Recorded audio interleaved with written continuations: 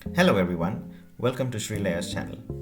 I'm excited to cook a wonderful and delicious mutton biryani for you today. So let's get started.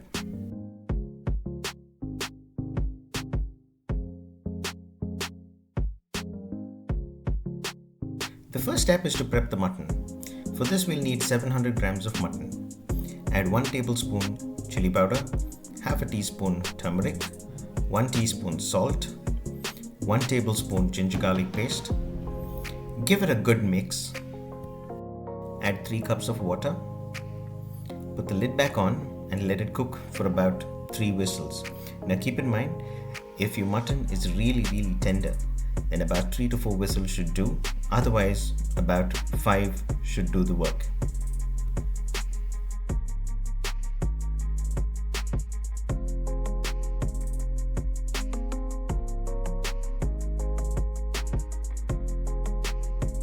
Here are the main ingredients you'll need. About 225 grams of chopped onion, 225 grams of chopped tomatoes, 5 to 6 green chilies, and 125 grams of ginger garlic paste. Before you start with the masalas, set aside some rice to soak. I've taken about 6 cups of Kesar rice here, which is equivalent to about 700 grams. Add cooking oil, which is equivalent to about a cup and a half. I'm using the same cup that I used to measure the rice.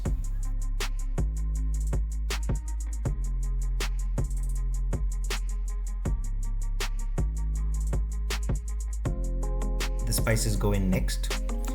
About 5 to 6 pieces of cinnamon, roughly about an inch long, 5 to 6 cloves, and 5 to 6 cardamoms.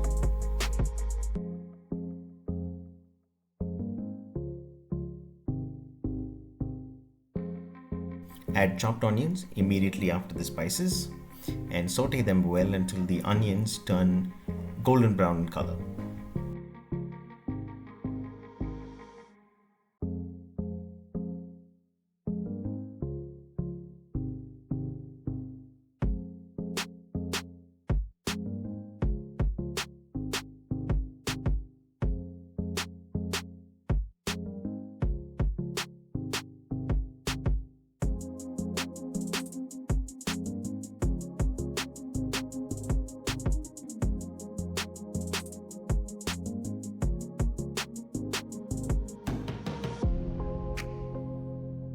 The onions have turned a beautiful golden brown and it's time to add the ginger garlic paste.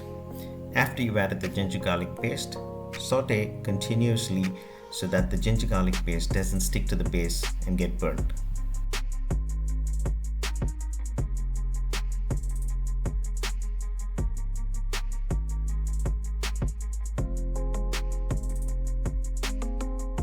A couple of minutes of sauteing and you will see that the oil separates from the mixture, which says that it's cooked really well, and it's time for the chopped mint to go in. Roughly add about a handful of mint.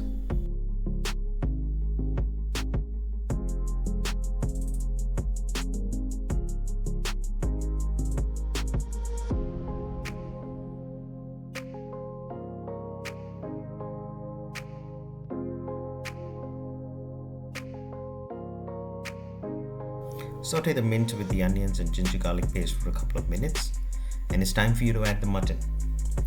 Now keep in mind that you will only add the mutton and no water at this stage.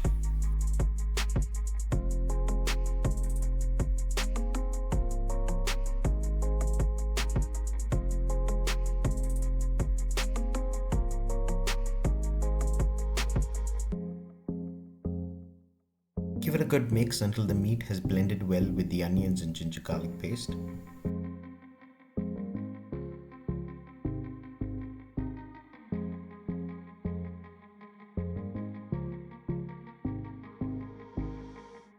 Let it sit for about a minute and add 2 tablespoons of chili powder and half a teaspoon of turmeric powder.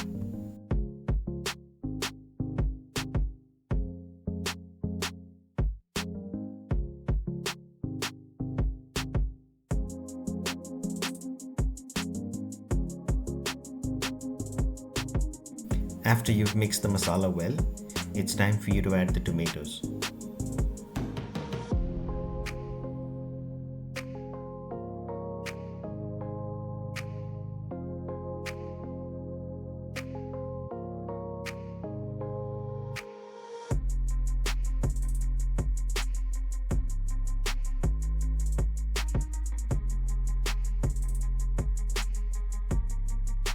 From the mutton that we cooked earlier, we should have some broth that we've set aside. At this stage, after the tomatoes are mixed really well, add about 2 cups of that broth. Now keep in mind that if the broth is really little and does not amount to about 2 cups, it's okay to add the remainder of water, but limit it to about 2 cups.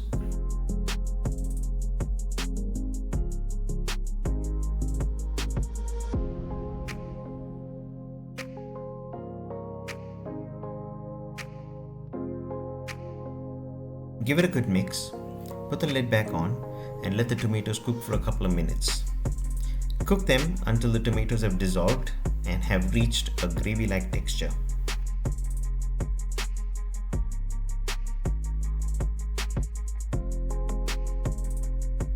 It's now time to add about a handful of coriander and the green chilies.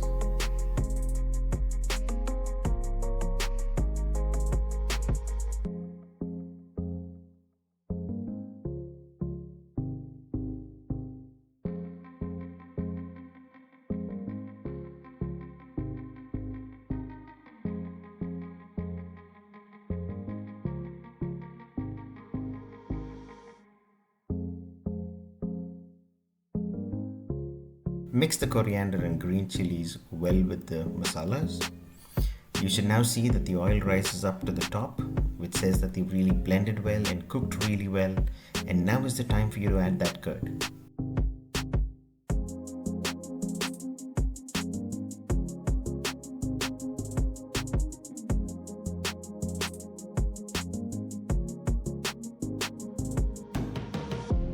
Mix the curd really well so it dissolves in the masalas, and once the curd is completely blended in with the masala, it's time for you to add the lemon juice from about half a lemon.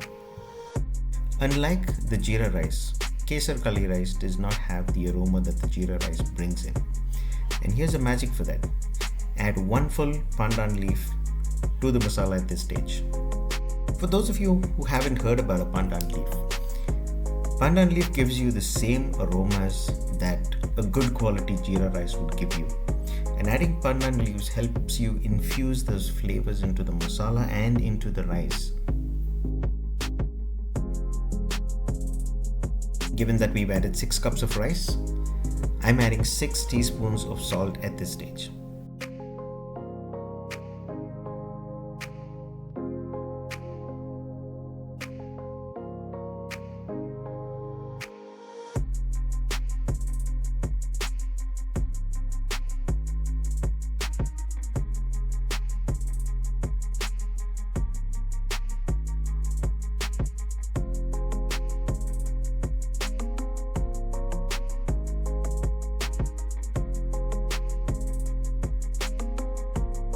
Mix the masalas well, and it's time for you to add the remainder of that broth and water.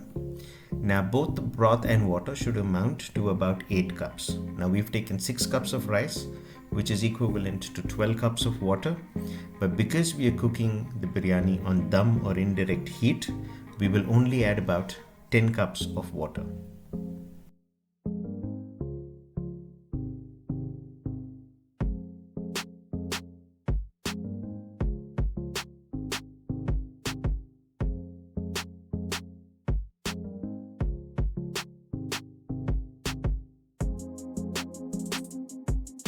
After you've given it a good mix, let it settle down and come to a boil. The moment you see it come to a boil, it's time for you to add the rice.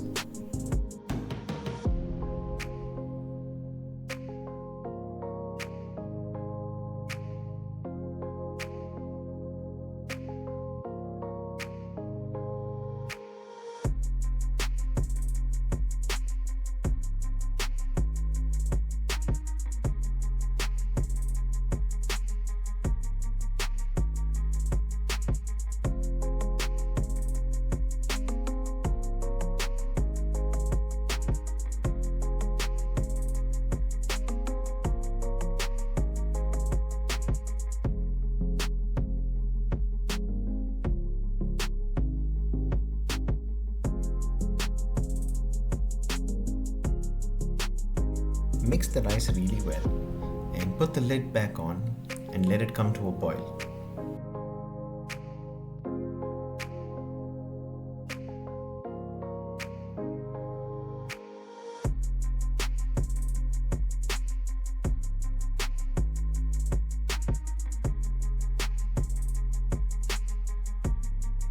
Here we go. It's bubbling in and the rice is settled really well. Give it a mix right from the base so that you lift the rice up just to ensure that the rice is not stuck at the bottom. And after you've mixed it, put the lid back on and leave it at a low flame for about 10 minutes.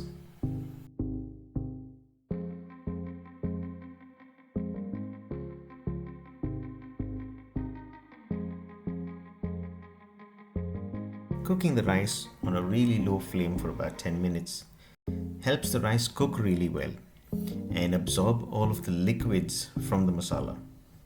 Now that you see that the water has reduced, mix again from the base so that you lift the rice up just to ensure it's not stuck at the bottom. And it's important for us to keep checking this. Lift the rice up towards the sides into the center and level the rice out. And it's time for us to move to the next stage, which is cooking it on indirect heat or cooking it on dum.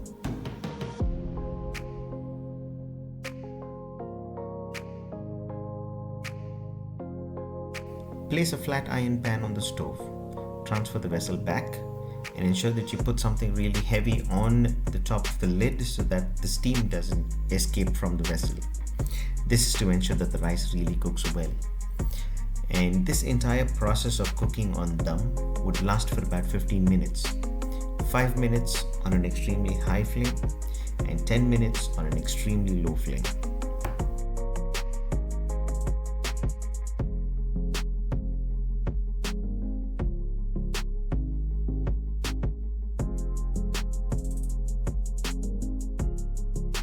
It's been about 15 minutes that the rice has been cooking on indirect heat, and it's time to get the lid off. You will now see that the rice is cooked fantastically well, and it's time for us to repeat the process.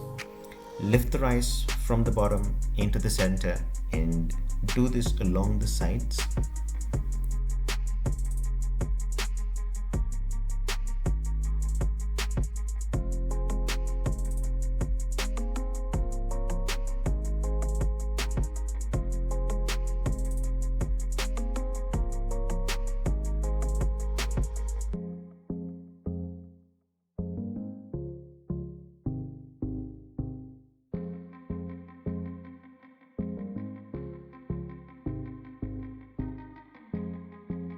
The moment we've all been waiting for.